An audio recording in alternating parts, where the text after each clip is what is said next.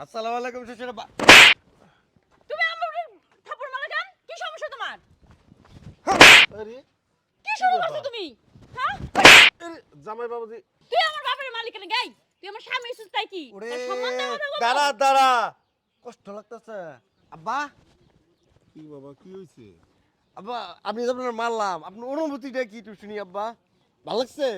আমি তো আপনার সন্তান আব্বা, আপনার সন্তান হয়ে আপনার গালের মধ্যে আমি আরে এই যে লাল হয়ে গেছে গা আব্বা। আমি তো আপনার সন্তানের মতো আব্বা। আপনার অনুভূতিটা কি আব্বা? আচ্ছা বাবা আসলে ব্যাপারটা কি হইছে একটু খুলে বলো তো। তুমি হঠাৎ করে আমার গালের মধ্যে চর মারলা, আবার আমার সামনে আমার বাড়িতে আইসা আমার মেয়ের গালের মধ্যে চর মারলা, আবার মেয়ে প্রতিবাদ করতে গেল আমার গালের মধ্যে চর মারলা। বিষয়টা তো বাবা বুঝলাম না। কি হইছে আব্বা গো? আপনার মেয়ের গাল ওজোর মারছিলাম না। আচ্ছা আমার থাপ্পড় খেয়ে তোমার কেমন লাগলো? কেমন লাগতে পারে বুঝো না? মার খানে কিরকম লাগে?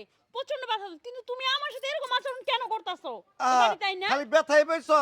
ফিলটা কি, ফিলটা কি কি মন কষ্ট যাইতেছে? লাগছে কষ্ট। আমার হ্যাঁ। বাপের গায়ে তুমি হাত দিছো। আমার বুকটা ফাইটে যাইতেছে। কিসের জন্য তুমি আমার বাপের মারবা? ইসরে মনটাই চাইতেছে না তুমি আমার আর তালাক দিয়ে দাও। 100 বার ঠিক কথা কইছো। হ্যাঁ। মনের কথা কইছো। তোমার আমি তালাকই দেবো। তোমার সাথে আমি সংসার করব না। যে আমার বাপের গায়ে হাত দেয় তার সাথে সংসার? না, আমি করব না।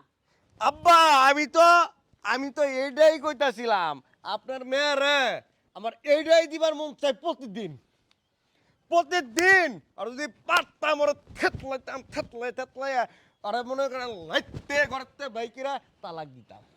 দেখছো আবার কত বড় বেয়াদব। আমি কি করছি? তুমি প্রতিদিন তো বাড়ি গেলে করতে মন চাই। আমি কি করছে? আচ্ছা। কি সমস্যাটা কি তোমার? মাথায় কি সমস্যা হইছে তোমার? না আমার মাথায় সমস্যা হইব কে? সমস্যা তো তোমার মাথায়। তোমার মাথায় যদি সমস্যা না হইতো, তোমার বাপের যেমন আমি মারার পরে তোমার কষ্ট লাগছে, আমার ছাইরা দিবার মন চাইছে।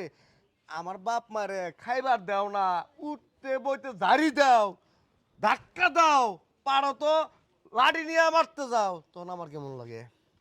এ আব্বা আমার কেমন লাগে? আপনিও তোর বাপ, আপনার গায়ে হাত তুলছি দে ও আমারে কয় তো তোমার লগে আমি সংসার করতাম না।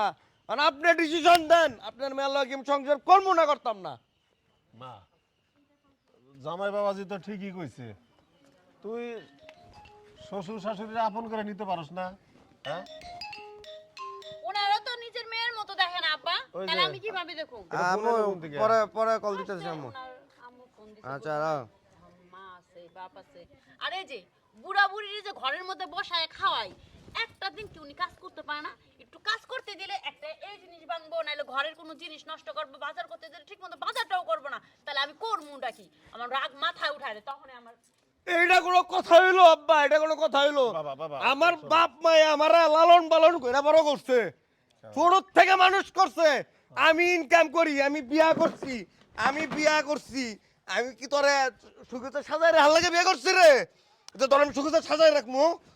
হ্যাঁ কেমন কথা কইতাছো তুমি? হ্যাঁ, ওনারা বসায় বসায় খাইবো, তো খাইতো না? কোনো কাজ নাই ওনাদের। আর তার পোলায় কাজ করে না, আমি কাজ করি না, আমি কর্ম করি না। তোর হাতে যে প্রতি মাসে 1 লাখ টাকা দেই, এটা কি তোর বাপের এই যে কিডনি বেচাই দিই রে? আমি কিডনি নিয়ে বেচাই দিছি তোর হাতে।